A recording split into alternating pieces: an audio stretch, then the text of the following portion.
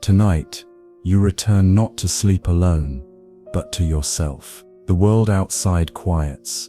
Little by little, streetlights blink like distant stars.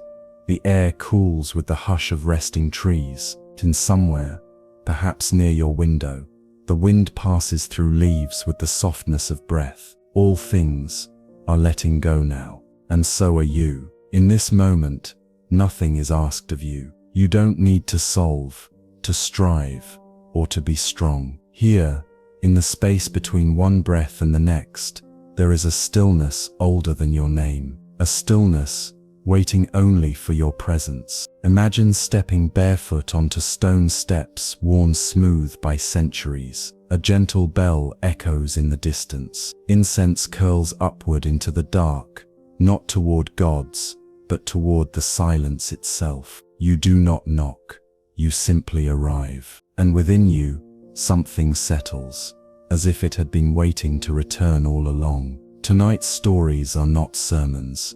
They are invitations, not to believe, but to remember. They will not teach you what to think, only offer a quiet place in which your own wisdom may rise, like the moon over water. And before we begin, I would love to know, where are you listening from, and what time is it there, right now? Let this be a shared moment across many places, a gentle gathering of kindred hearts under one sky. Feel free to share your country and current time in the comments below. Now, let us begin with the first remembering, a story of the restless mind and the quiet that waits behind it.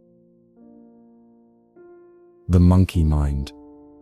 The wind has softened now. It no longer presses against the lanterns or rustles the leaves too loudly. It only stirs gently, as if it too were listening. In the stillness, the surface of the old stone basin catches a reflection, the moon rippling slightly, then settling again. Somewhere, the faint sound of tea being poured, slow, careful, without urgency. The kind of sound you only notice when the rest of the world has gone quiet. And just beyond the garden path, near the crooked pine, where incense is often left burning, a figure sits quietly beneath a paper umbrella, not to shield from rain, but from thoughts. The moment holds its breath, and so do you. It was on a morning like this, cool but kind, that a young disciple once followed his master into the hills, seeking the silence he could never seem to find in his own mind. They walked wordlessly. Only the sound of sandals on gravel, birds in the distance, and the occasional snapping of a twig beneath their steps. The student's breath was short, his mind even shorter, darting, swinging, leaping from thought to thought. At last, the old master stopped beside a stream. He bent down and scooped a palmful of water, letting it pour slowly through his fingers. Then, without turning, he asked the student, "Do you hear that monkey?" The student blinked. There was no monkey in sight. The master tapped his chest, then his head. "He lives here, in your ribs, and in your thoughts. He swings without rest." The student lowered his gaze, ashamed. "I try to stop him," he confessed. "But the more I try, the louder he becomes." The master smiled, as if he had heard this 1,000 times before, and perhaps he had. He walked into the shallow stream and sat upon a flat rock, cross-legged, hands open in his lap. The student hesitated, then followed. For a long while, they did nothing. No instructions, no chants, just the wind brushing the water's edge, and a crane taking off far in the distance. Then the master whispered, "Let him swing." The student looked up. "Let him swing," the master said again. "Watch him, but do not climb with him. The monkey grows tired when he is not given attention. When you stop trying to stop him, he stops by himself." The student's eyes slowly widened, not in revelation, but in relief. In that quiet stream, between shifting winds and flickering light, something inside him stilled, not because he tried harder, but because for the first time, he let go. The master said nothing more. He only closed his eyes and let the world pass like clouds across a silent sky. It is a strange thing, the mind. We try to tame it by tightening our grip, by pulling it into order, by chasing after every thought it throws, like stones into a still pond. But the more we grasp, the more it slips. The monkey does not need to be locked away. He needs to be seen. And in being seen, not fed, not feared, he quiets, not out of punishment, but out of exhaustion. Meditation is not a trick of silence. It is an invitation to stop being at war with your own weather. You don't need to chase every thundercloud. Let them pass, let them echo, let them fade. And when they do, you might notice, underneath it all, the sky was never broken. It was simply covered. So tonight, as you lay still, and the monkey inside begins again, hopping from worry to memory to dream, try this. Do not follow, just observe. Let him leap, let him chatter, let him grow tired. And when he does, you will still be here, waiting, quiet as the rock in the stream, unmoved, unbroken, unburdened. When was the last time you allowed your thoughts to pass, without needing to name them?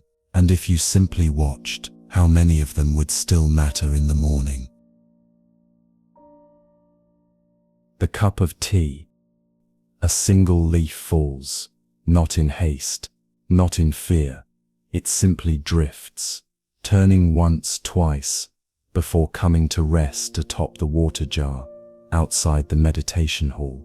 You might not have noticed it, except that in this moment, everything seems to happen slower. Or perhaps it is you who has finally stopped rushing.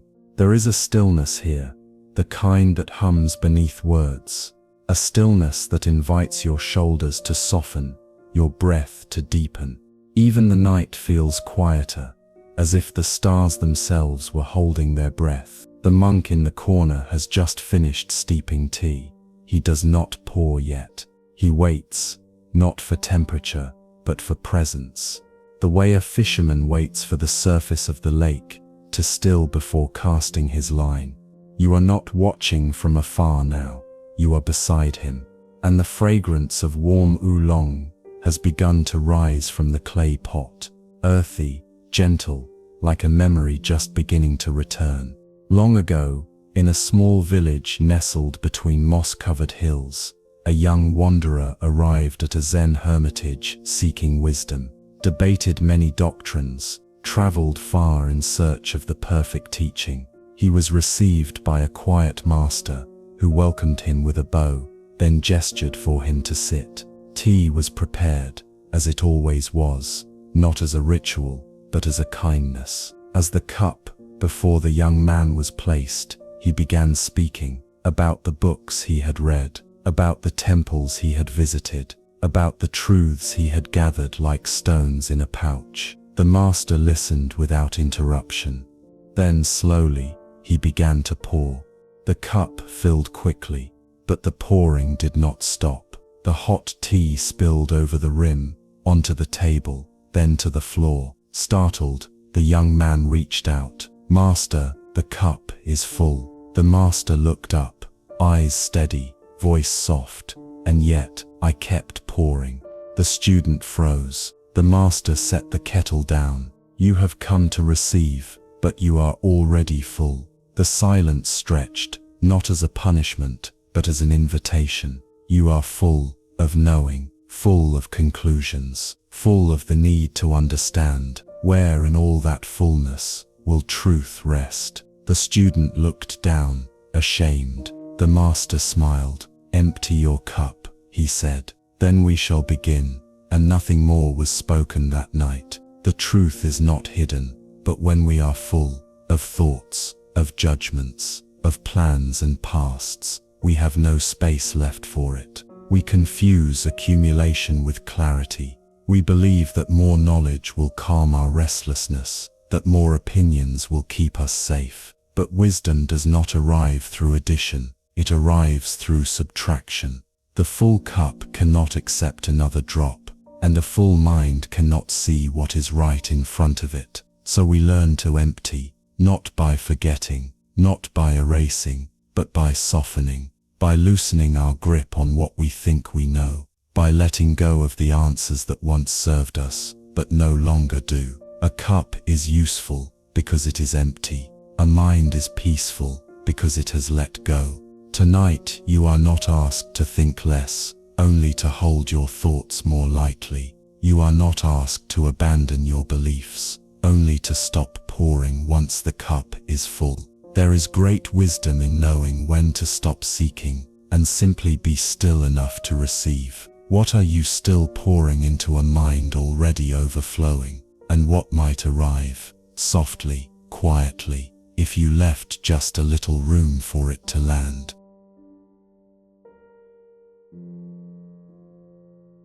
The two arrows. The wind has shifted, just slightly. You may not notice it at first, but the sound of the temple chimes now carries from a different direction, softer, as if the world is turning gently in its sleep. Somewhere close, a moth taps once against the paper wall, then disappears into silence. The air has cooled, not with discomfort, but with the kind of tenderness that asks nothing but your presence. Perhaps you've moved your hands slightly under the blanket. Perhaps your breath has slowed just enough that your body begins to feel lighter, as though floating just an inch above the ground. And perhaps, just perhaps, your thoughts are beginning to loosen, no longer forming walls, but drifting like evening mist. In a quiet village carved between bamboo groves and misty hills, there lived a man known for carrying his pain like a second skin. He had once been a soldier, not in a great war, but in the war that every human fights at some point. The war against what is. In his youth, he had been injured during a landslide.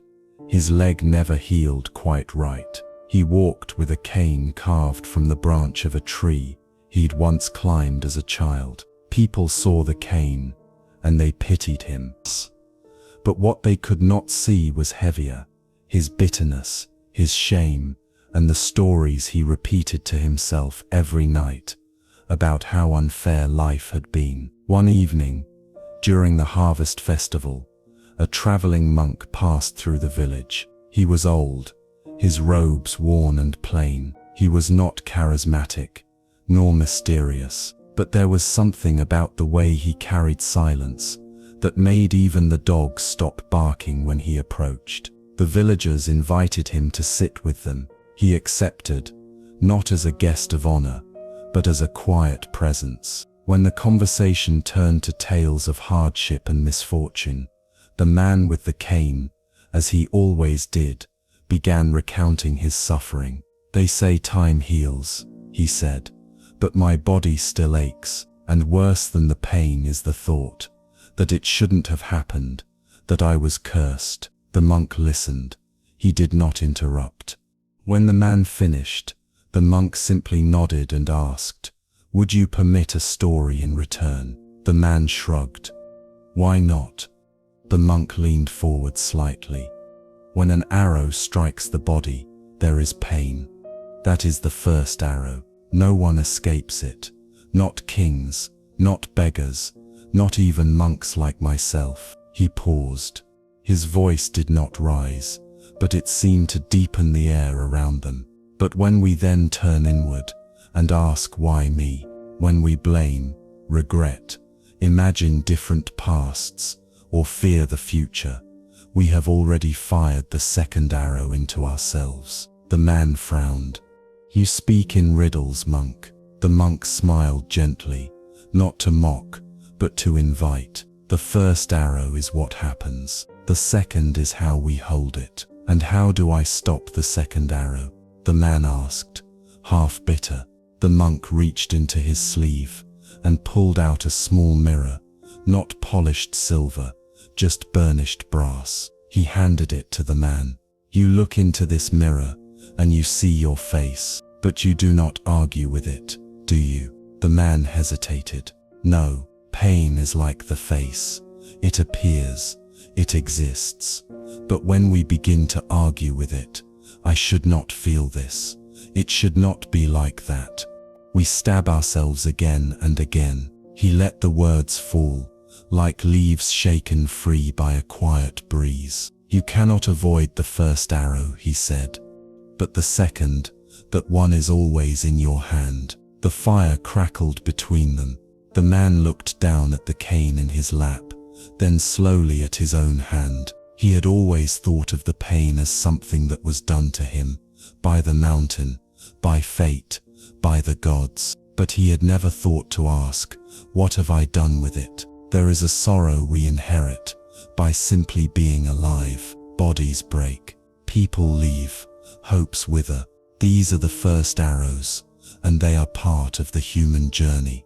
But there is another kind of sorrow, one we fashion ourselves, often out of memory and meaning.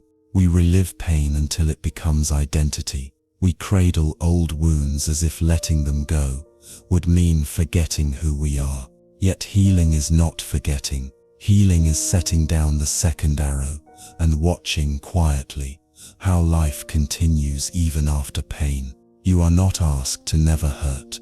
You are only invited to stop wounding yourself twice. So tonight, if a memory arises, a regret, a blame, a loss, what would it feel like to simply see it, to let it be what it is? No story, no judgment, just sensation passing through the body, like wind through reeds. You may still feel it, but you may no longer be carrying it. What second arrow are you still holding, long after the first has already passed? And if you were to release it, silently, gently, what would remain in your hand but peace? The bamboo in the storm. The rain has not yet arrived, but the night carries its scent, that quiet electricity just beneath the skin of the sky. You may notice it in the way the trees seem to wait, not tense but listening. Somewhere in the distance, a single drop falls on an old roof tile, and then silence again. A pause before the story bends. Near the window, a candle flickers once, then steadies. You breathe in slowly, and in the breath, there is room, not just for air, but for something softer than thought. Perhaps you feel your chest rise with less effort. Perhaps your fingers have loosened their grip on the day. The tea has cooled, the hour has deepened, and the next story, like the others, arrives not to teach, but to hold. It was a time of great storms, not just in weather, but in spirit. The valley had been battered for weeks by relentless winds. Branches lay like scattered bones across temple gardens. Roofs were patched with cloth. People walked hunched, not only against the wind, but against weariness itself. In the heart of that valley, a small novice monk sat beneath a bamboo grove, watching the stalks sway violently in the gusts. He had come to the monastery in search of discipline, the kind that makes one hard, unshakable, invulnerable. He believed that to be strong meant to never bend. He admired the great cypress near the temple gate, thick and unmoving. He had tried to stand like it during meditation, rooted and stiff, and when his limbs ached, he took pride in the pain. But now, watching the bamboo, he felt a strange confusion. The wind howled. It tore through the grove like a river loosed from its bed. Yet the bamboo did not resist. It bent low, so low, some nearly touched the ground, and then they rose again, not broken, not torn, still singing their rustling song to the wind. The boy turned to the elder, who sat nearby, eyes half closed in meditation. "Why don't they break?" he asked. The elder opened his eyes, unhurried, as if waking from a dream. "Because they do not try to fight the wind," he replied. The boy looked down. "But isn't strength about resisting, standing firm, enduring no matter what?" The elder smiled, not in disagreement, but in kindness. There is strength in standing, he said, but there is also strength in yielding. True resilience is not hardness. It is the dance between surrender and stillness. The boy fell silent. That night, the storm returned, fiercer than before. Roofs groaned, trees cracked. The great cypress he admired so much splintered, its massive trunk now lying across the path, like a fallen warrior. The next morning, the bamboo grove still stood. So many of us are taught that to be strong means to hold our ground, to never bow, to bear everything without showing the bend in our spine. But the truth whispered by the bamboo is different. What bends does not break. What yields returns whole. There is a kind of strength that comes not from resistance, but from adaptability, from being so deeply rooted in presence, that even when the world pushes, we do not cling, we do not harden, we simply move, and then return. In the midst of emotional storms, we may feel the urge to tighten our breath, our thoughts, our hearts. We brace ourselves, convinced that collapse lies in softness, but it is in softening that we survive. To yield is not to give up, to bend is not to fail, to be moved by the world, and yet not broken by it. That is the wisdom of the bamboo. Tonight, if something has shaken you, a memory, a grief, a change you did not ask for, perhaps it is not asking you to resist, perhaps it is asking you to move, gently and without fear, to bend without breaking, to sway and not lose yourself, to remain even after the winds have passed. What part of you is still trying to stand like stone, when the wind only asks you to dance like bamboo? And what might rise in you tomorrow, if you chose not to fight the storm, but to move with it and return whole? The empty mind. The wind has settled now, not because it has ceased to blow, but because you have stopped measuring its presence. Somewhere beyond the sliding paper doors, a stream trickles over smooth stones, unbothered by the darkness. The clouds shift slightly above the trees, and the moon appears once more, not brighter, just more visible. In the stillness, even the quiet seems to have texture, and within that texture, space begins to open, not in the room but in your awareness, as if something within you is no longer pressed tight against the edges of thought. It is in this space that the next story arises, not as an idea, but as a breath returning home. There was once a student who traveled far across provinces to find a teacher who, it was said, could explain the meaning of life. He arrived exhausted, his sandals worn, his mind full. The master welcomed him, not with words, but with tea. They sat together beneath a cherry tree, just beginning to lose its blossoms. The petals fell slowly, like fragments of forgotten thoughts. The student, still breathing heavily from his climb, wasted no time. "Master," he said, "I have studied scriptures, I have meditated for hours each day, I have fasted, served, and renounced, and yet I feel no closer to understanding. Please, tell me, what is the true meaning of life?" The master did not answer immediately. He poured the tea, slowly and deliberately, as though each drop were a word being spoken not in sound, but in silence. Then he handed the cup to the student, who accepted it with both hands. The master placed the teapot between them and said quietly, "The meaning of life is to empty your mind." The student blinked, confused. "Empty it? Of what?" The master looked at the falling petals. "Of everything." The student hesitated. "But if I empty my mind, how will I learn anything new?" The master picked up a fallen blossom, placed it gently on the student's knee, and said, "When the cup is full, nothing more can enter. But when it is empty, even the sky can be poured in." They sat in silence, as the tea cooled, and the blossoms gathered on the earth around them. That evening, The student wrote nothing in his journal. For the first time, there was nothing to say, only space to feel. We often speak of understanding as something we acquire. We accumulate knowledge like stones in a basket, believing that the more we carry, the wiser we become. But the old path says otherwise. It says wisdom comes not from filling, but from clearing. When our minds are crowded with opinions, identities, fears, memories, we cannot receive what is right in front of us. We interpret instead of seeing. We react instead of understanding. We recite instead of realizing. To empty the mind is not to erase it. It is to release the grasp, to soften the walls between you and what is. A full mind is noisy. It interrupts. It compares. It protects. It clings to yesterday and projects into tomorrow.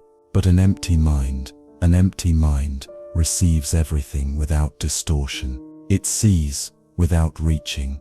It listens without preparing to respond. It breathes without trying to be better than it already is.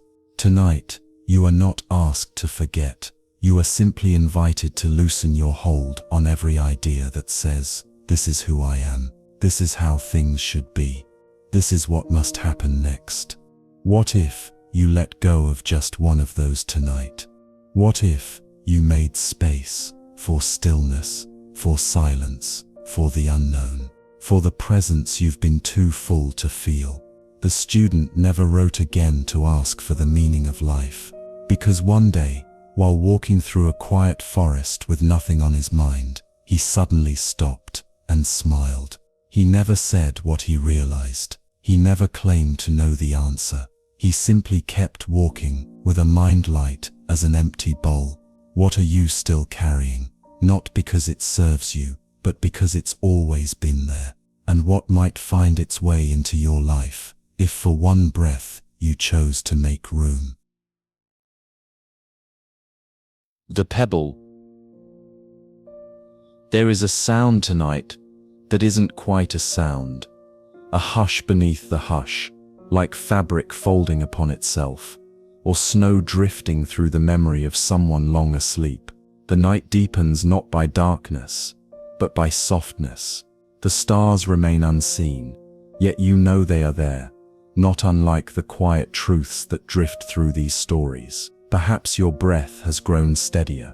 Perhaps even your thoughts, once crowded and sharp, now seem more like shadows than shapes. You are no longer trying to understand. You are simply being, and that is more than enough. Let us continue.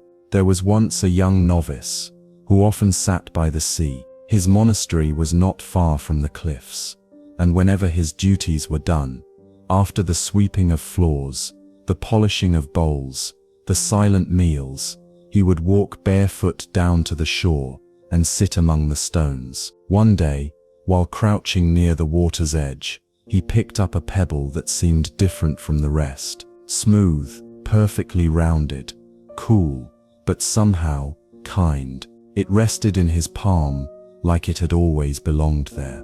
He turned to the old monk who had accompanied him that day and said with quiet wonder, "Look at this, master. It's perfect. How does something become so smooth?" The elder monk knelt beside him and dipped his own fingers into the tide. "It wasn't always so," he said. "Once it was jagged. It had edges sharp enough to cut. But the waves, the sand, the years, they softened it." The boy traced the contours of the pebble with his thumb. "Did it hurt?" he asked. The elder looked out across the endless grey sea and said, "Only." It took time. They said nothing more that evening. The wind was rising. A few seabirds passed overhead. But the boy kept the pebble, not as a trophy, but as a reminder. In the years that followed, he faced many things: the ache of discipline, the sting of failure, the weight of doubt, and the friction of living among others who mirrored both his light and his shadow. Some days he would grow weary of himself, angry with his lack of progress, frustrated by the smallness of his spirit.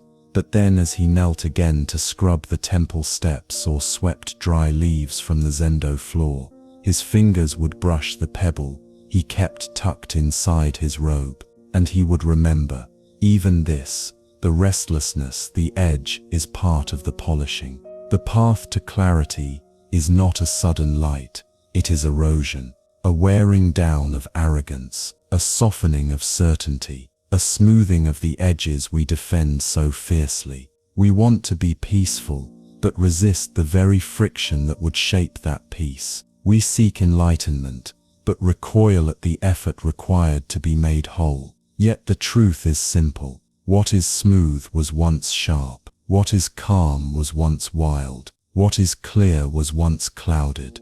And it did not become so by avoiding discomfort, but by meeting it, again and again with patience. Your mind too is being shaped, by days that stretch too long, by people who misunderstand you, by silence that sometimes feels like absence, by the tides of your own uncertainty. But if you stay, just stay, something inside begins to round itself out, not through force, not through control, but through the wisdom of surrender.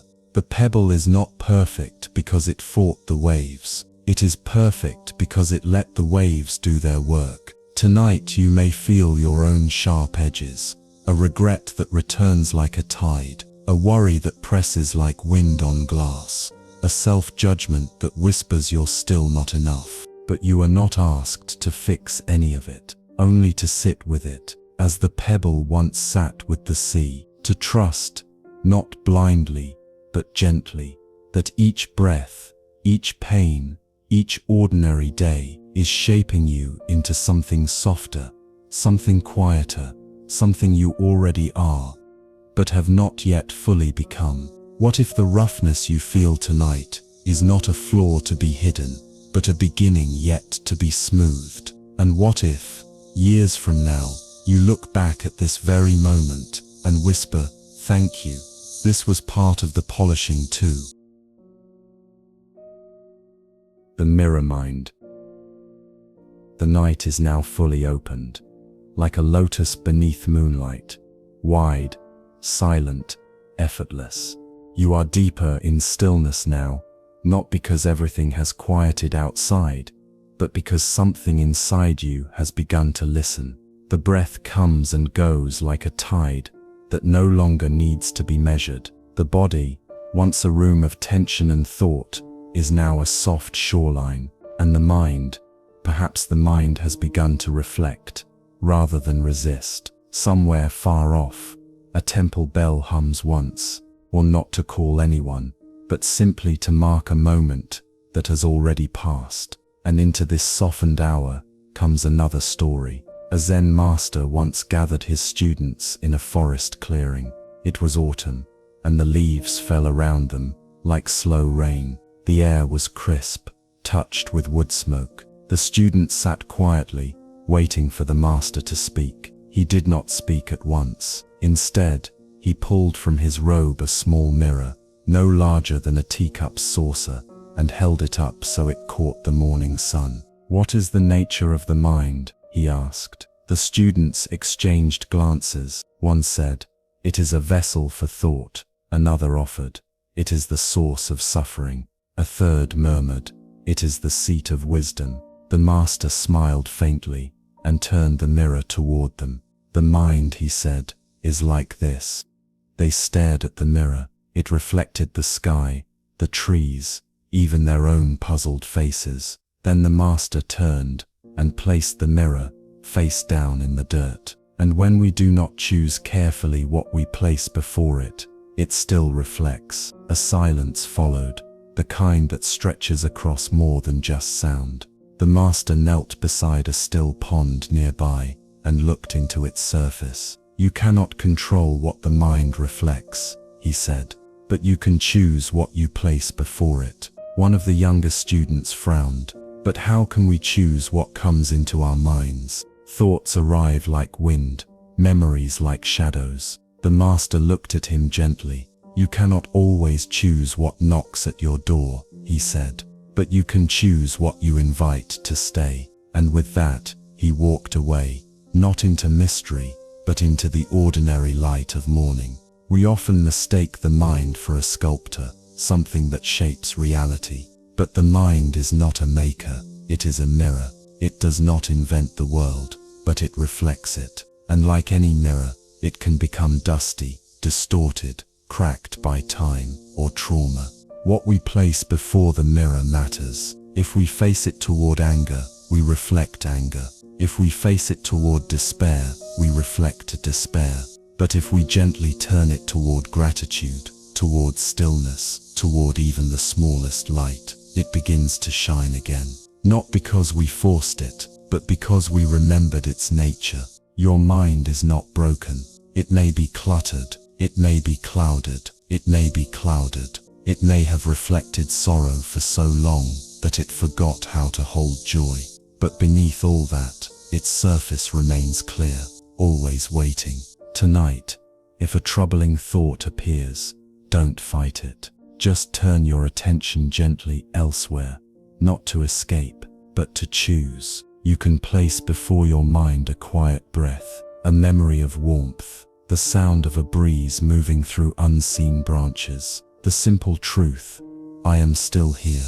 You do not need to fix your mind. You only need to honor what you place before it. And like the mirror, it will begin to reflect the peace you forgot was already yours. What have you been placing before the mirror of your mind each day, without noticing? And if you turned, even slightly, what new light might it catch? The dragonfly stillness. The world, it seems, has grown even quieter, not just outside your window, but in the space behind your thoughts. The body has given up its patterns of resistance. The breath no longer arrives to accomplish anything. It simply is. Soft, slow, undemanding. If you listen closely, you might hear something even deeper than silence. A presence, not from without, but within, like a candle that does not flicker even in the breeze. From this stillness, the next story does not begin, it reveals itself. In a monastery nestled beside a river's bend, where dragonflies skimmed the water like brushes, painting silence on its surface, there lived a young monk who struggled deeply with meditation. No matter how he sat, how he breathed, how he followed the teachings, his mind was restless, his body twitched, his thoughts clung to imagined conversations, unfinished chores, forgotten fears. The stillness others spoke of seemed like a distant land to which he had no map. One afternoon, exhausted by his efforts, he wandered down to the river alone. The water moved slowly, like it had nowhere in particular to be. He sat beneath a willow tree, its branches dipping low over the current, and closed his eyes once more from habit than hope. But something shifted, a subtle tickle on his right hand. He opened his eyes, gently, and found a dragonfly had landed there. It was still, so still that he thought it might be carved from glass. Its wings caught the light, but did not move. Its eyes, wide and glistening, reflected the sky without trembling. He dared not breathe too deeply, afraid it would fly away, and yet it stayed. Seconds passed like hours. The dragonfly remained motionless. Its presence was complete, not absent of energy, but absent of disturbance. The monk forgot his posture, forgot his breath, forgot himself. He simply watched. In that watching, something in him calmed, not because he forced it to, but because something outside of effort was now teaching him. Stillness is not the absence of life. Stillness is life undivided. The dragonfly, with its delicate body and translucent wings, was not frozen. It was present, entirely here. No anticipation, no regret, just this moment and nothing else. When the dragonfly finally lifted into the air, it did so without noise, without fanfare, without need. The monk exhaled and smiled. For the first time in many days, he walked back to the monastery with a new understanding. not the kind that needs to be spoken aloud, not the kind that fills books, but the kind that fills silence. To that evening, he returned to his cushion.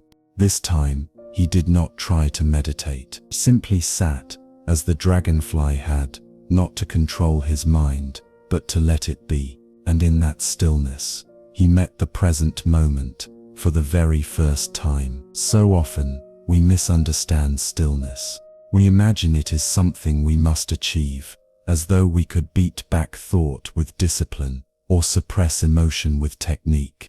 But the stillness of Zen is not a prison. It is a return, not a posture of perfection, but of presence. Stillness is not the absence of movement. It is the absence of resistance to what is. The dragonfly did not become still by effort. It became still by being fully where it was. And so can you. Tonight, you are not asked to silence the mind. You are not asked to empty the heart. You are simply invited to sit, like the dragonfly, lightly, honestly, fully here. Thoughts may still pass. Let them. Emotions may still arise. Welcome them, but remain gently aware of breath, of body, of the silence that is never truly gone, only forgotten. You are not far from peace. You are one quiet, noticing away. When was the last time you stopped not to control, but simply to notice?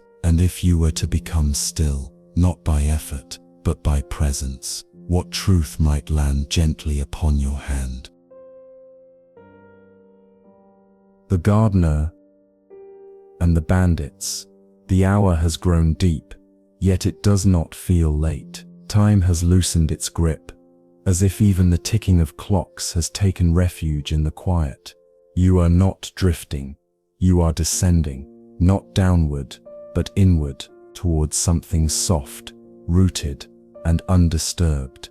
A few breaths ago, you may have felt a tension behind your eyes, a memory tugging at your sleeve.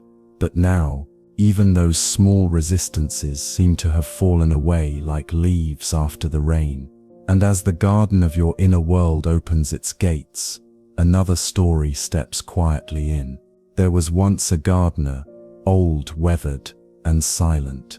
He tended a humble garden on the edge of a remote village. No one knew exactly how long he had been there.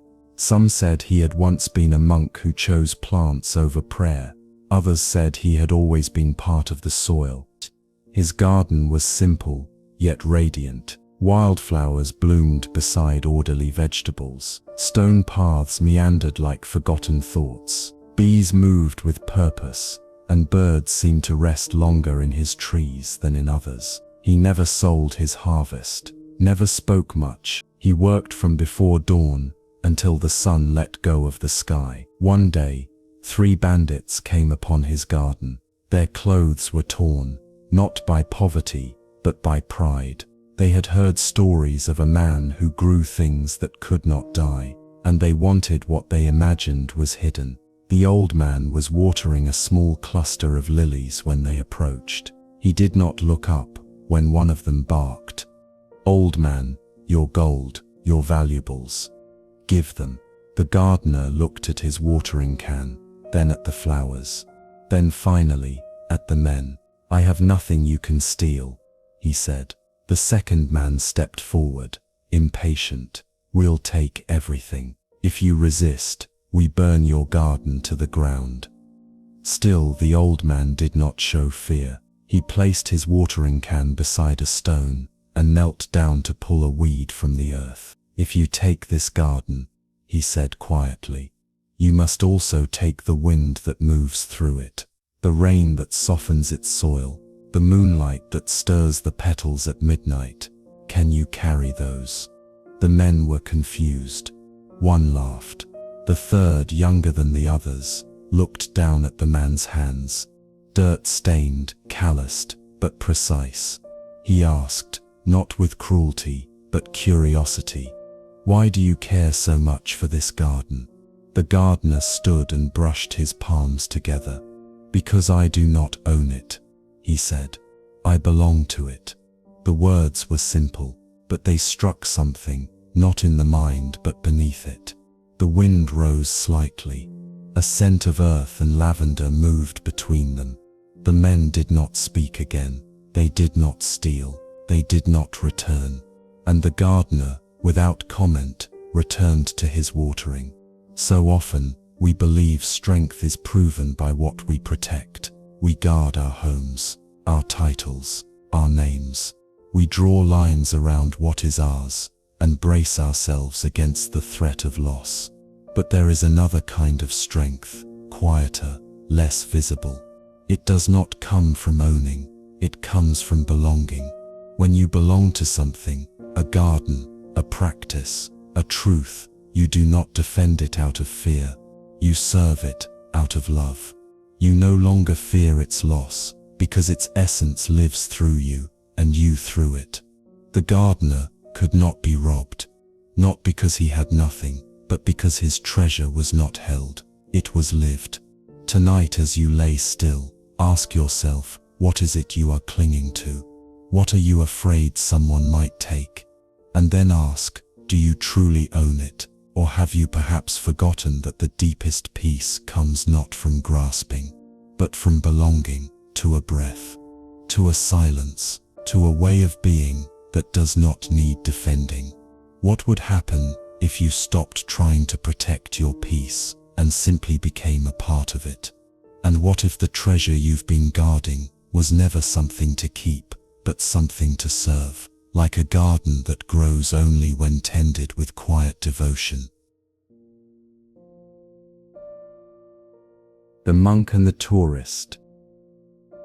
The silence now feels complete, not because there is no sound, but because you have stopped listening for what comes next.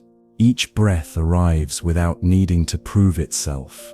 Each pause holds you like a slow wave that neither crashes nor fades. There is nothing to understand. There is only this moment and your gentle presence within it.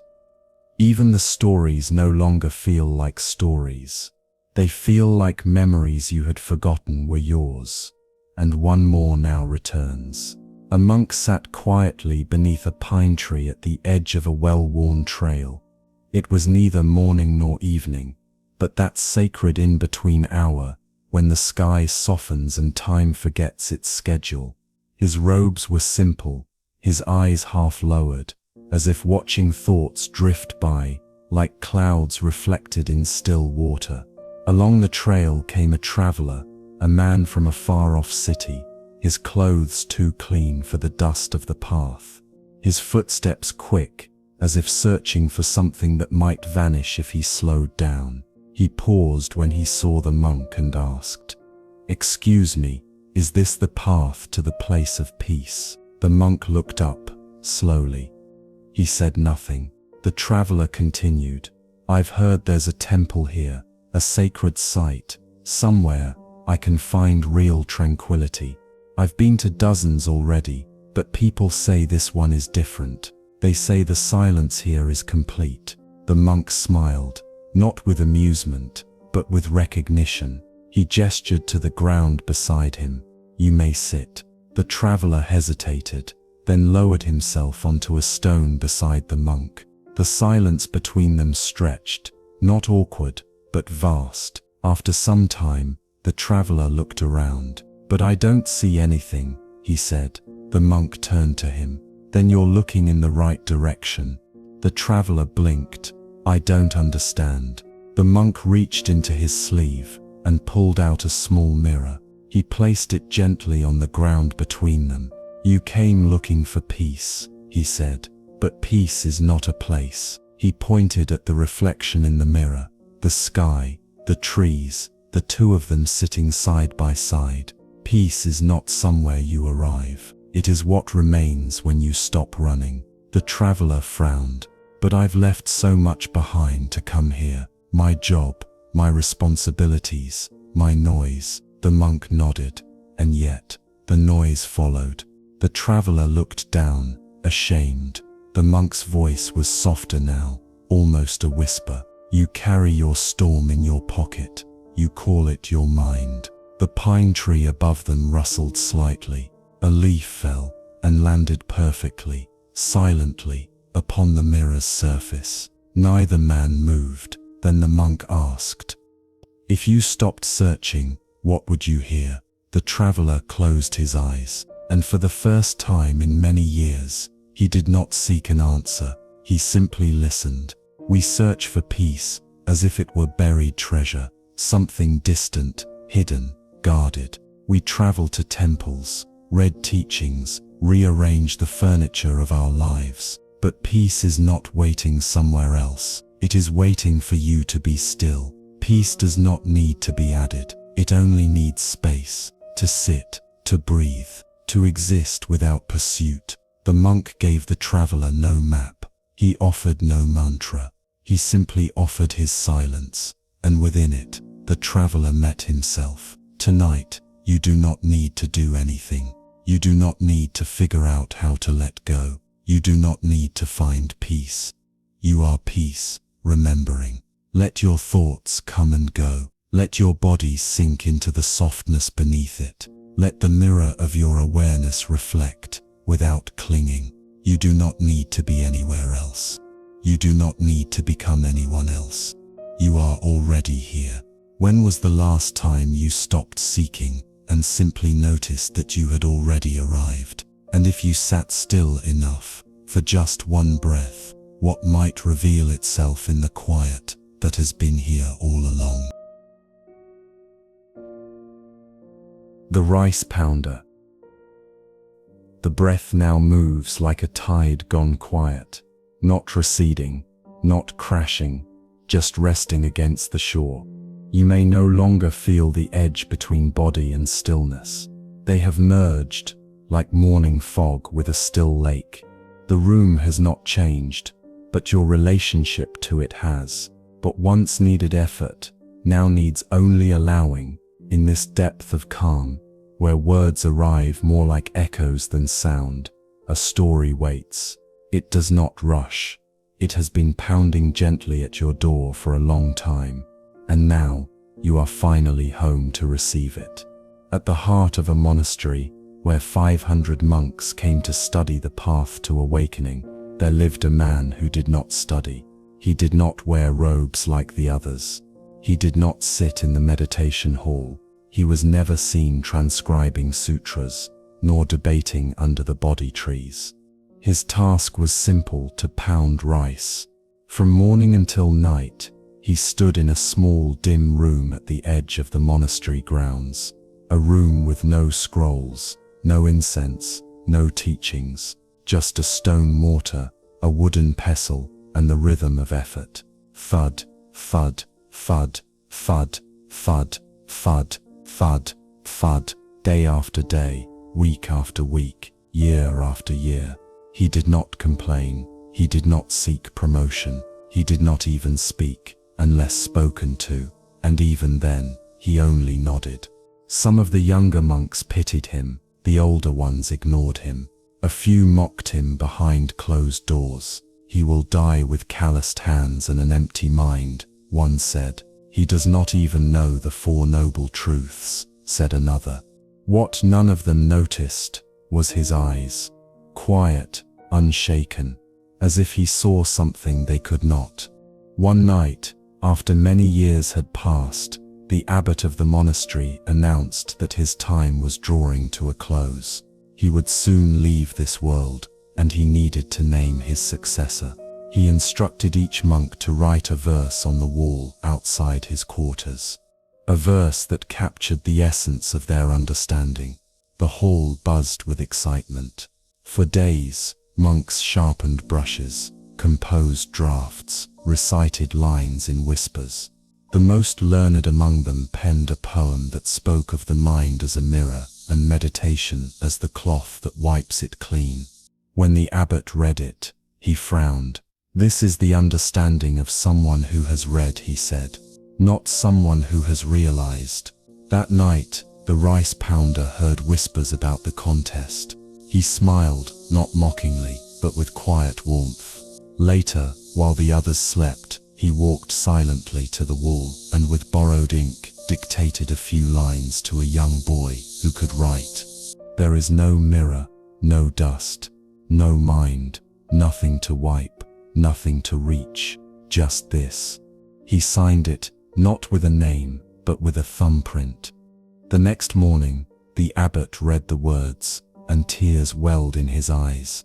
He walked straight to the pounding room, and found the man, sleeves rolled, body coated in rice dust. "Come with me," the abbot said. "You have seen the moon, while others still stare at the finger." That night, the rice pounder left the monastery, not because he was banished, but because the abbot feared others would not accept that the quietest among them had reached what the loudest had only described. We often believe that wisdom is built with effort, with study, with precision, with progress. But true insight is not loud, it is not complicated, it does not come in milestones or trophies. It comes when the self forgets to seek, when the hands are so present in what they do that the mind dissolves into the task, when doing becomes being. The rice pounder did not try to awaken, he simply pounded rice.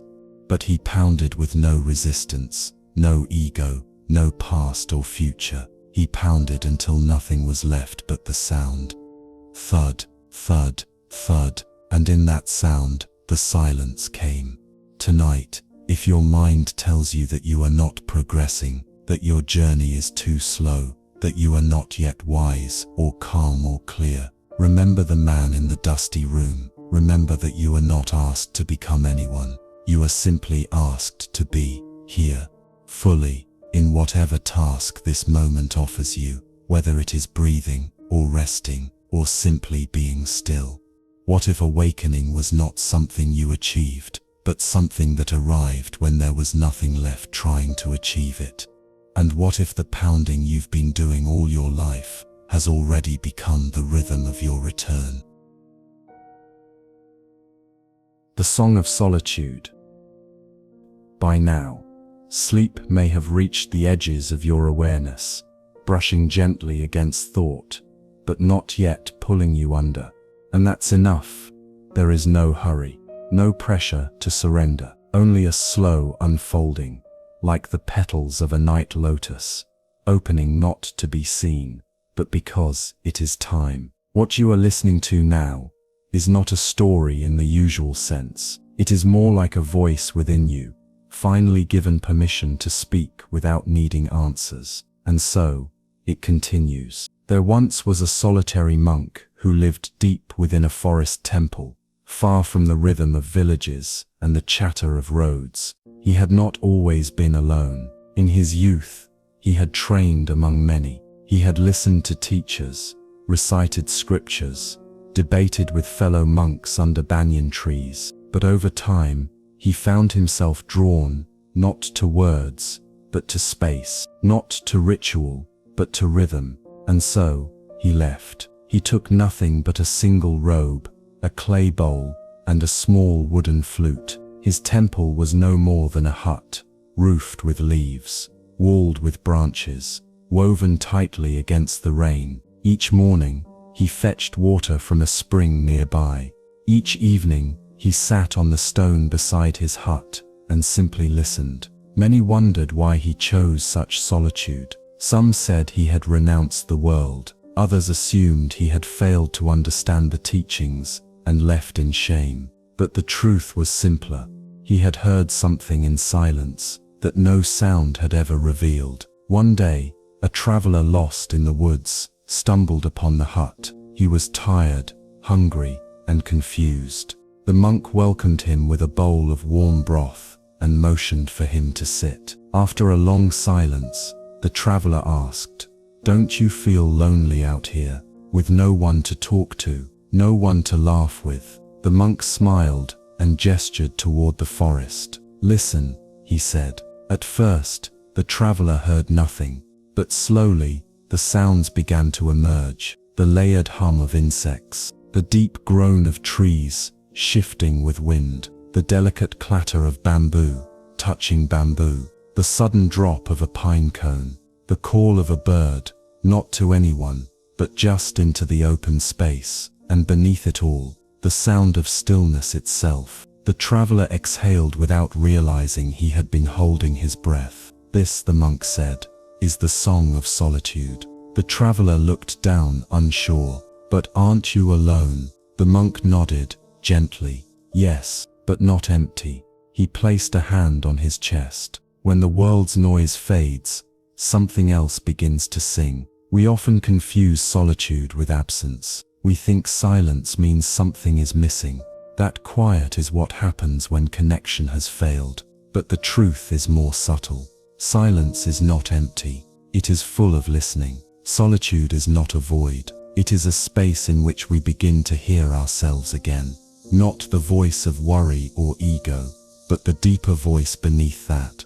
The one that does not shout, does not insist, only waits. In a noisy world, we learn to fill every moment with sound, with scream, with thought. We fear the empty room, the quiet afternoon, the walk without words. But in doing so, we miss the great conversation always happening beneath the surface. The song of solitude is not loud. It is the breath slowing, without instruction, the heart easing its grip, the soul remembering itself. Tonight, as the world outside sleeps, as even the leaves seem to whisper instead of rustle, you are invited to return to that quiet, not to abandon the world, but to meet yourself, not to reject company, but to welcome the company that has never left you. In solitude, you are not alone. You are surrounded by presence, by breath, by the subtle music of life, lived with nothing added. Just this, just now. When was the last time you listened for the silence beneath the noise, and found it was already singing your name? And if tonight, you stopped trying to fill the quiet, what new voice might rise to meet you there? The lion who thought he was a sheep. Now even thought itself feels like a distant ripple, soft, slow, unimportant. You are not chasing sleep, you are becoming sleep. The breath no longer marks time, it simply rocks you, and in this quiet rhythm, each story becomes less a thing you hear, and more a part of the silence you're already inside. No resistance, no reaching, only the next unfolding. In a wide green valley, ringed by low hills and morning mist, there lived a herd of sheep. They grazed gently, they moved together, they feared the same things, ran in the same directions, and never questioned the fences they had never seen. Among them, oddly enough, was a lion. He had been born in that very valley, his mother taken by hunters when he was still too young to remember. The sheep had found him, soft and stumbling, and taken him in. They had no idea what he was. They only knew he was different, louder, heavier, with paws instead of hooves. But he followed them, and that was enough. So he grew up among sheep.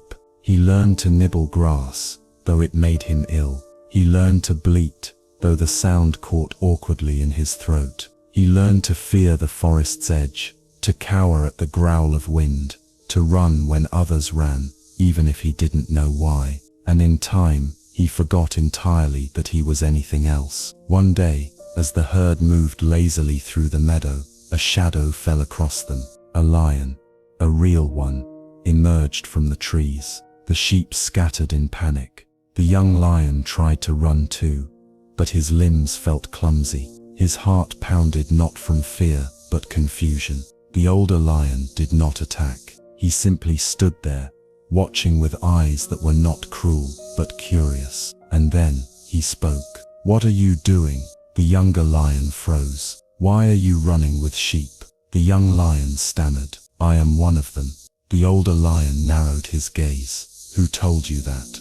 "They did," the young one replied. And I believe it." The elder lion approached slowly, not with threat, but with stillness. "Come with me." He led him to a nearby stream. The water was calm, like polished glass. "Look," the elder lion said.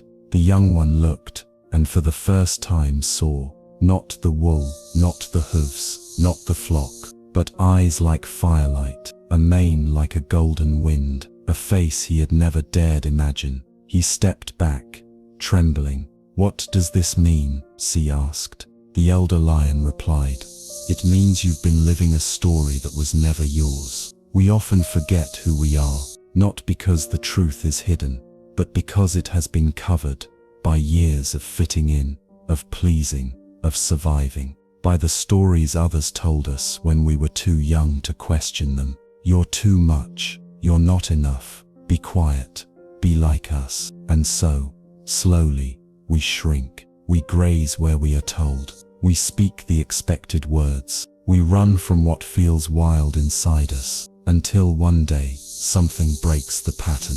Sometimes it's pain, sometimes it's wonder, sometimes it's just a quiet moment, standing at the edge of a stream, finally seeing our reflection, not who we should be, but who we have always been. The lion in the story did not become a lion when he saw his reflection. He already was one.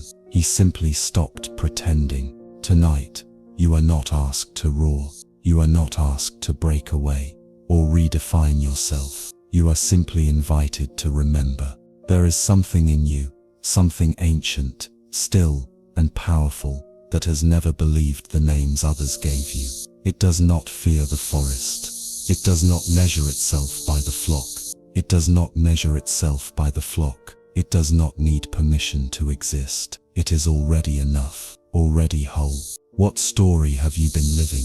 Not because it is true, but because it was all you were told. And if you dared to look more closely, what might you rediscover in the still water of your own being? The burning hut. The stillness now is not merely around you, it is within you. It is no longer something you enter, but something you are.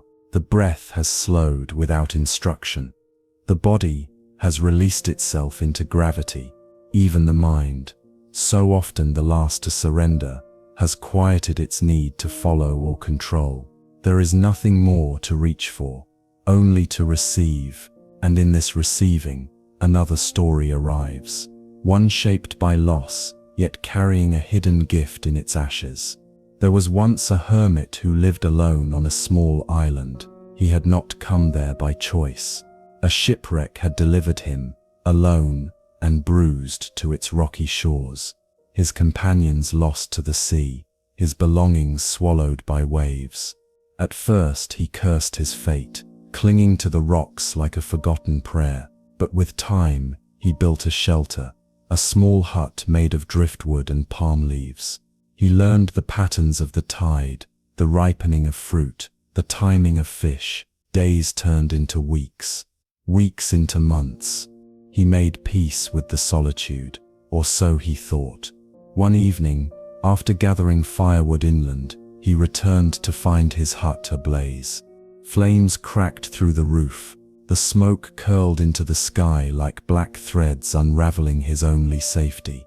He ran toward it, but it was too late. Everything he had built, every small comfort he had grown attached to, gone. In the stillness that followed, he fell to his knees. Tears came, not just from smoke, but from something deeper. He raised his face to the sky and shouted, "Why, was this not enough already? Was exile not enough?" But the sky gave no reply, only the sea continued its gentle lapping, as if nothing had changed. That night, he slept on the sand, wrapped in exhaustion and sorrow. The stars, indifferent and infinite, watched from above. By dawn, the wind had changed, and so had the horizon. There, just beyond the reef, was a ship, sails unfurled, bow slicing through waves, coming toward him. He stood, blinking against the morning light. Was it real? When they arrived, the captain greeted him with surprise. "We saw your smoke," he said. "Thought it was a signal fire." The hermit said nothing, only turned to look at the charred remains of his hut. Still smoldering, still steaming, still saving him. Saving him. What feels like destruction is sometimes the beginning of rescue. We build shelters out of habit, routines, beliefs, relationships, identities, and we grow attached to them, forgetting they were never meant to last forever. Then, something burns. A job lost, a relationship ends, a truth we depended on turns to ash, and we cry out, believing we have been abandoned. But often, it is in that very burning that something greater finds its way to us. The hermit's hut was not his prison, but his attachment to it was, and the fire, cruel as it seemed, became the hand that pointed him back to the world. You too may have something that once gave you shelter, a belief, a dream, a role, now reduced to smoke. You may still be kneeling in the ashes, asking why, but the ship may already be on the horizon. You just can't see it yet. The smoke you curse today may be the signal that brings your next becoming. And even if you do not yet know where you are going, trust this. Life is not taking something from you. It may be clearing the way. Tonight, you do not need to rebuild anything. You are not asked to find meaning in the fire. You are only invited to breathe, to let the smoke rise, to trust that not all destruction is cruel, some is mercy wearing the mask of loss.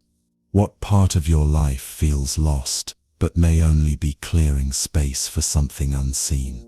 And if you stopped trying to save the hut, what ship might finally find its way to you?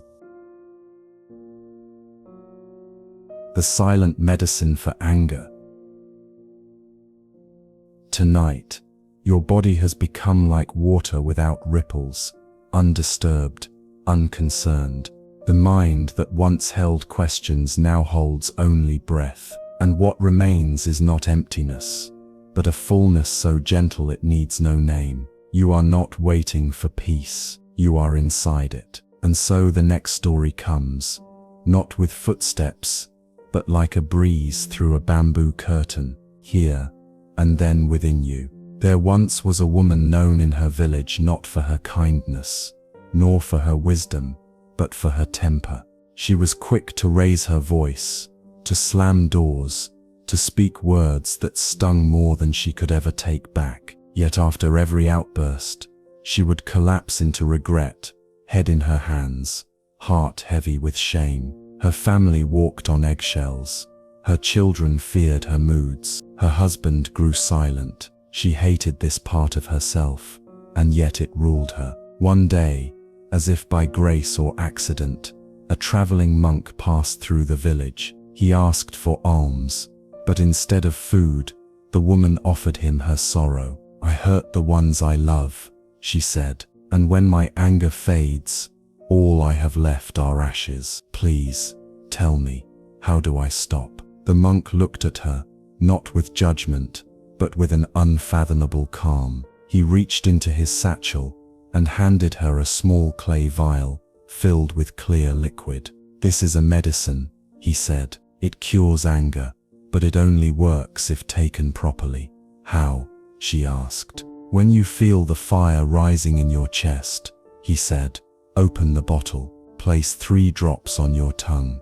Then, and this is most important, do not speak for 10 minutes. Let the medicine work in silence." The woman nodded, desperate for change. That very evening, something sparked, a small disagreement over nothing at all. The fire began to build. She felt the familiar heat rising, the words sharpening at the tip of her tongue.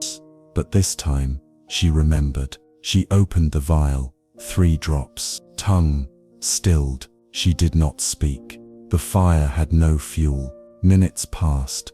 Her hands loosened. Her breath slowed. When she opened her mouth again, there was no anger left to carry, only a strange, deep quiet. For the first time, she saw her husband's face without distortion. His hurt, his patience, his humanity. She wept, not from shame, but from relief. For the first time, she had not burned the bridge. 7 days passed. She used the vial, each time the fire stirred, and each time, The silence healed what words would have destroyed.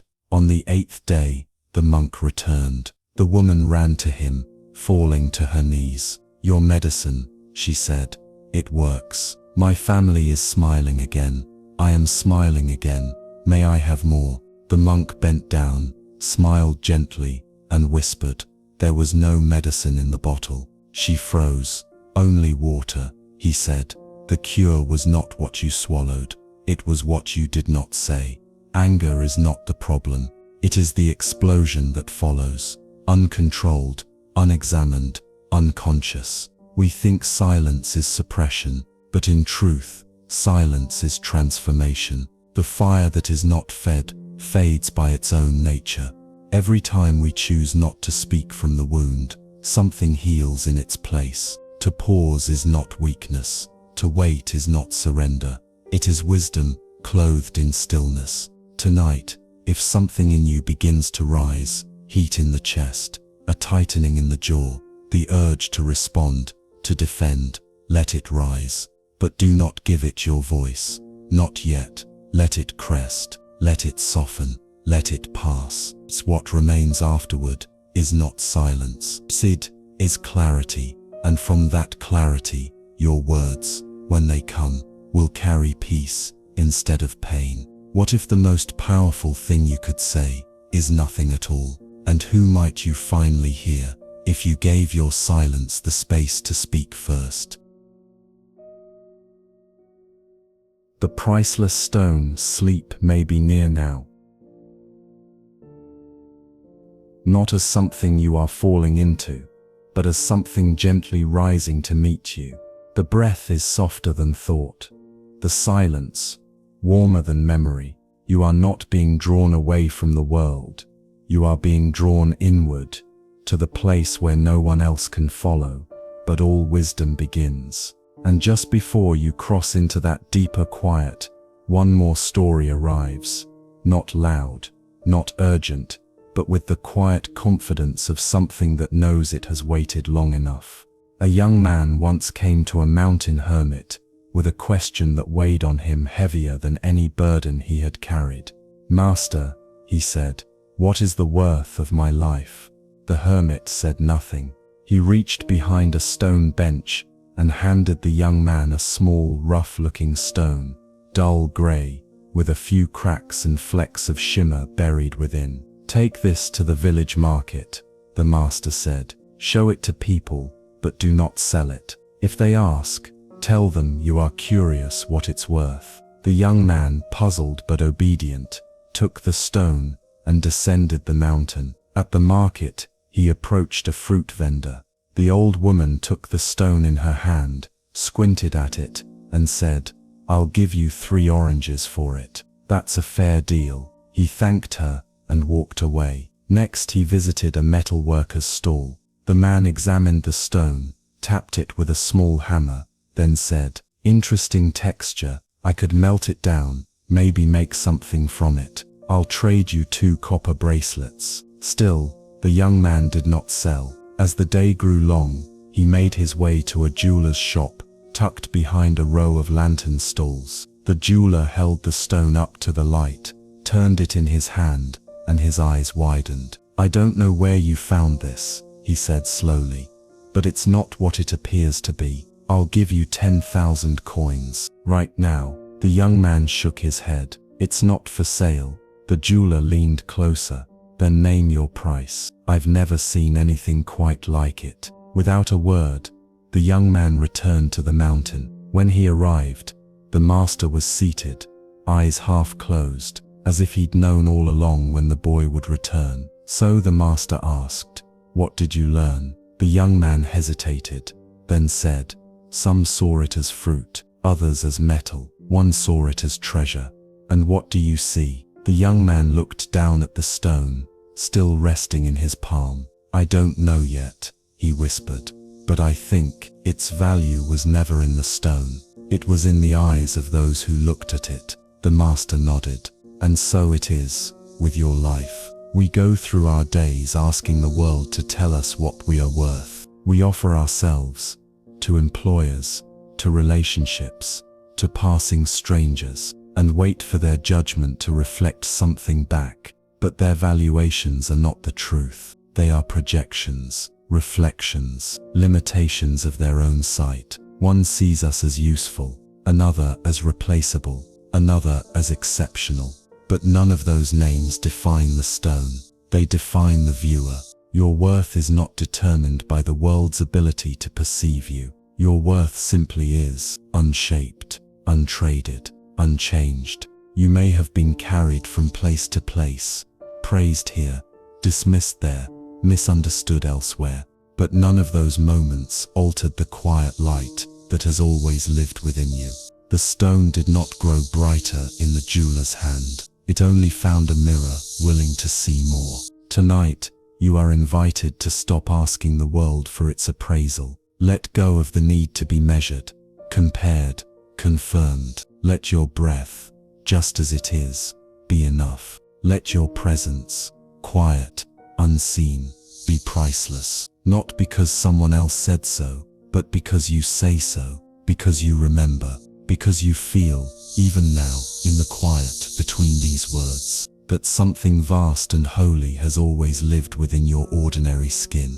Who have you allowed to determine your worth, and what did they fail to see? And what would happen if, just for tonight, you believed in the brilliance already sleeping inside you, without waiting for anyone else to name it? The flower that blooms alone. Now even your breath seems to have forgotten it was ever separate from the silence. There is no more tension in your limbs, no more reaching in the mind, only the gentle unfolding of each moment, like petals opening in darkness, with no need for light, no need for witness. You have traveled far tonight, without moving at all, and the next story awaits, blooming quietly in the field of your awareness. In a forgotten corner of a vast forest, hidden beyond the well-trodden paths of pilgrims and wanderers, a single flower bloomed. It did not bloom for anyone. There was no shrine nearby, no offering bowl, no monk seated in meditation under a tree. It bloomed only because it could, because it must, because its time had come. The sun did not find it easily. Only a few rays filtered through the thick canopy above. Rain came rarely, and no bees ever wandered close enough to carry its pollen. Yet still, it opened. Its petals unfurled slowly, not seeking applause, not waiting to be seen. And when the wind brushed against it, the flower did not bow in reverence. It simply danced, not for the wind but with it. Many years passed. No human eyes ever rested on its color. No hands ever plucked its beauty. But one day, a Zen master, wandering not to arrive but to disappear, came upon it. He did not exclaim. He did not call for others. He simply knelt before the bloom and breathed. And then he whispered, not to the flower, but to the moment itself, "This is enlightenment." Later, when his students asked where he had gone during his 3-day absence, he only said, "I saw a flower that did not need to be seen." We are taught, almost from the moment we are aware, that our value is tied to recognition, that we must be useful, must be admired, must be understood, must bloom where others can see. And yet, there is a deeper blooming, a flowering of the soul that happens not because someone is watching, but because something within us finally stops waiting to be validated. The flower in the forest did not ask for sunlight. It did not measure its worth by the number of bees. It simply opened, because it had become whole enough to no longer remain closed. So many of us carry beauty, inner strength, creativity, kindness, depth, hidden under layers of fear that no one will notice. But what if the noticing is not the point? What if the flowering itself is the reward? You were not born to be seen. You were born to be true, to your nature, to your timing, to the quiet rhythm that calls you from within. And if others see you, good. If they don't, still good. Because your purpose is not to be praised, it is to become. Tonight, if you find yourself remembering old wounds, times you felt invisible, unappreciated, overlooked. Know this, those were not signs that you lacked value. They were invitations to discover a value that does not depend on witness. The forest knew the flower, the wind knew it, the moment knew it, and in the end, so did the master. You too are blooming, even now, not because someone gave you permission, but because you are ready. Let the world notice when it notices. Your only task is to open. What beauty within you have you kept hidden, waiting for approval that never came? And what might blossom in your life if you stopped needing to be seen and simply chose to be real? The broken pot and the path of mistakes. The hush within you is now deeper than thought, more spacious than memory. Sleep may be near, but something even more restful has arrived first. A peace not made of forgetting, but of remembering something softer than perfection. The simple permission to be imperfect and still whole. You are not being led anywhere now. You are simply being accompanied. And so the next story unfolds, slowly, like morning mist lifting from a quiet path. There was once a young novice, whose every effort seemed to end in failure. He overcooked the rice, he spilled the offering water, he misquoted the sutras, forgot the prayers, and once bowed to a broomstick, mistaking it for the abbot in the dark. He tried harder than anyone, rising before dawn, memorizing every detail of ritual, practicing chants, until his voice cracked. But no matter how sincere his effort, mistakes followed him like a shadow at noon. The older monks began to lose patience. Perhaps he is not ready, one whispered. He embarrasses the tradition, said another. The boy overheard, and though he did not weep, something inside him began to close, like a door too many times unwelcomed. One afternoon,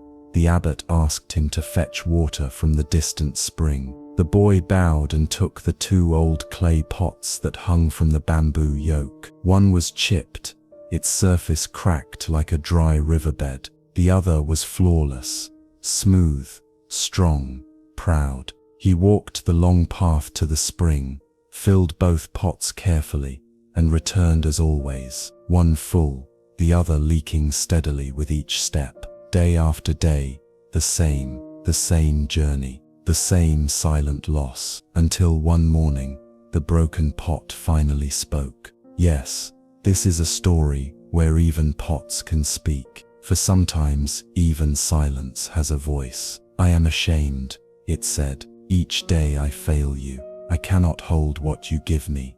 The other pot brings back a full vessel. I return with less. I am cracked. I am broken. I am a mistake. The boy stopped walking. He looked down at the pot, not with frustration, but with a quiet smile. Look behind us, he said. The pot turned as best a pot can, and saw that along the path from the spring, where its water had dripped each day, flowers had begun to bloom. Wild violets, jasmine, spirals of soft green reaching toward the sun. I planted seeds on that side of the path, the boy whispered, because I knew where you would leak. Every day you have been watering beauty, even without knowing.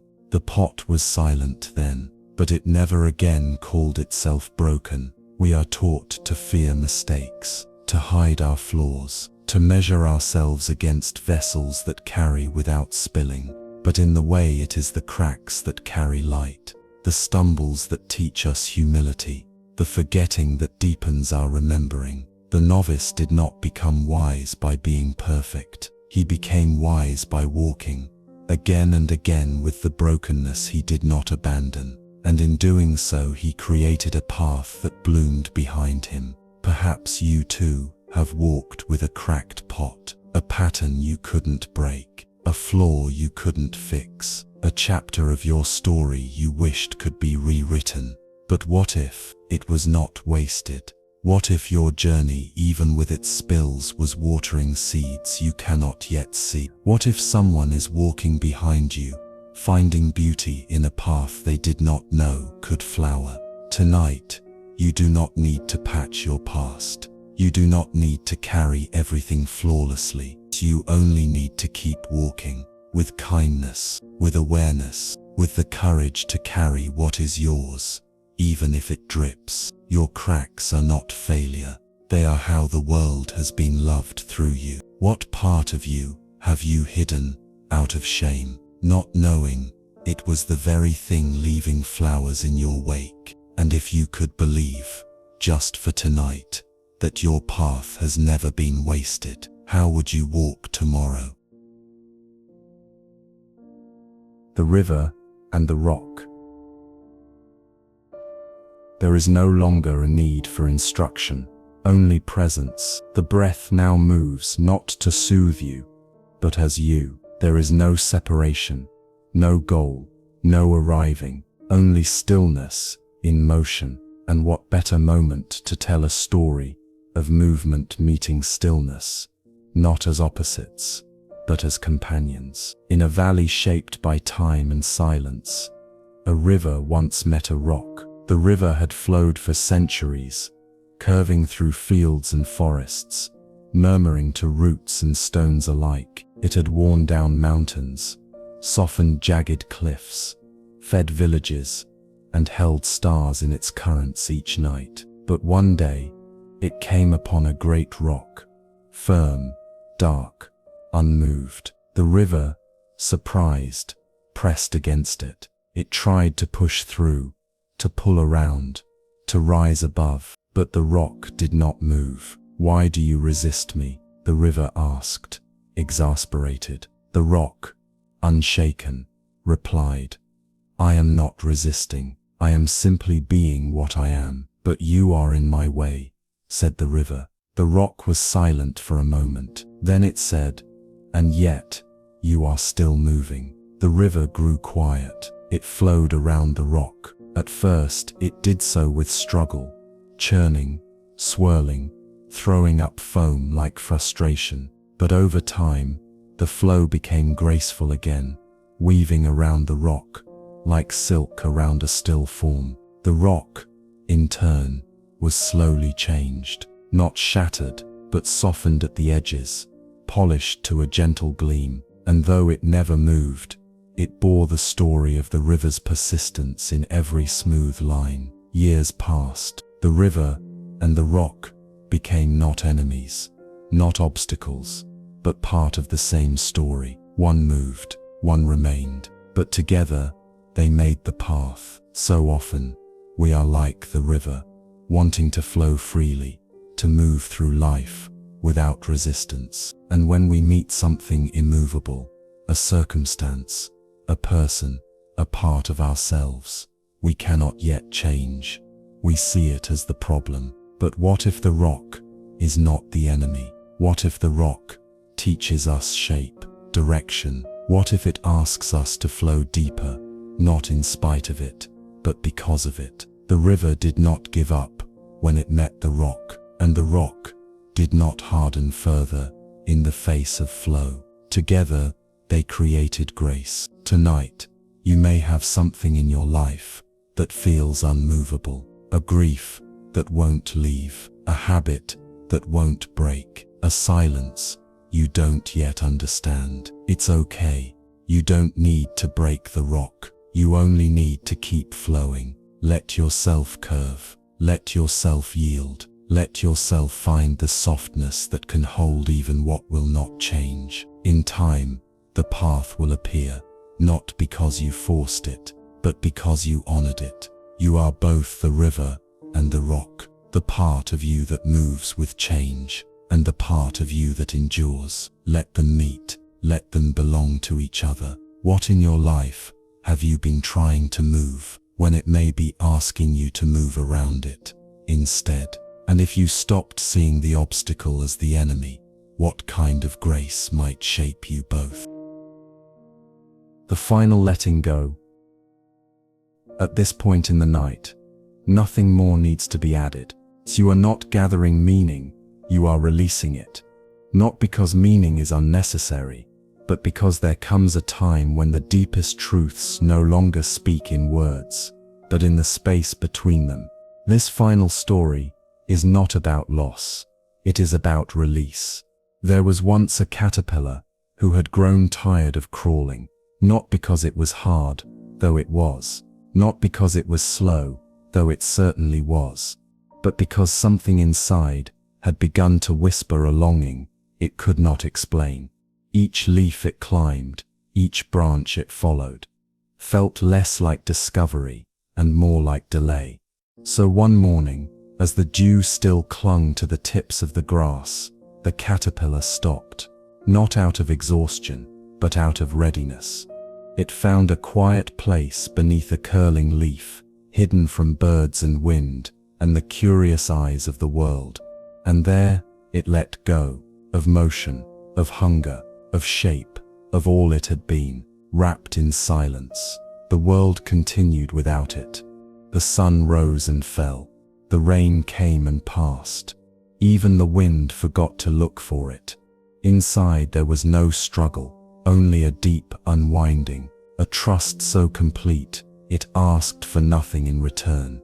Time passed, not in days or nights, but in breaths that no longer needed counting. Then one morning, something stirred, not loudly, not with ceremony, but like a breath that has returned after forgetting it had paused. A crack in the stillness, a soft folding outward, and from the cocoon emerged not what had gone in, but something new, born of surrender. The butterfly did not remember the caterpillar. It did not remember the crawling, the climbing, the fear of falling. It only knew the sky and how to enter it. Letting go is not always an action. Sometimes it is an agreement. A whispered vow to no longer carry what was never yours. A final bow to the self you no longer need to be. You may think transformation happens through force, through will, through striving, but the caterpillar teaches otherwise. Transformation happens when we stop holding on to the pain, to the identity, to the effort to make sense of things we were never meant to understand. You are not asked to earn your wings. You are only asked to rest long enough for them to unfold.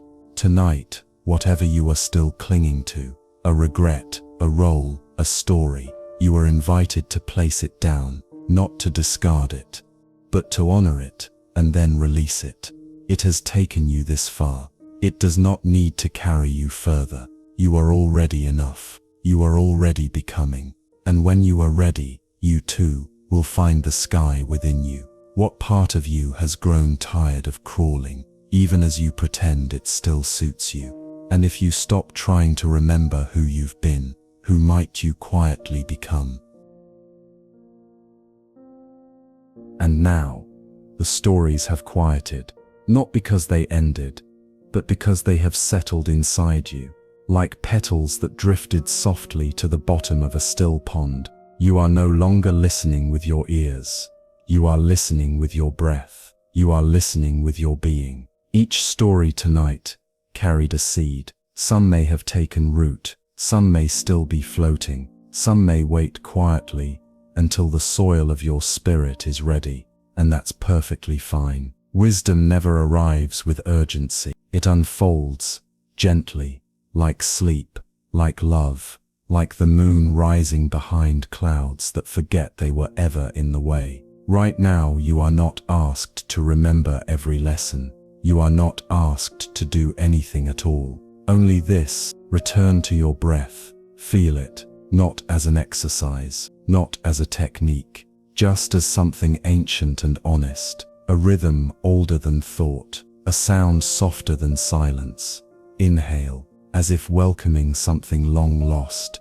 Exhale, as if releasing even the need to understand. Let your body grow heavier now. Let it rest upon the bed, as the earth holds the roots of trees, not in effort, but in trust. You are safe. You are not missing anything. You are not behind. You are exactly where you are meant to be, in this moment, in this breath, in this stillness that asks for nothing and gives you everything. Tonight, you do not fall asleep.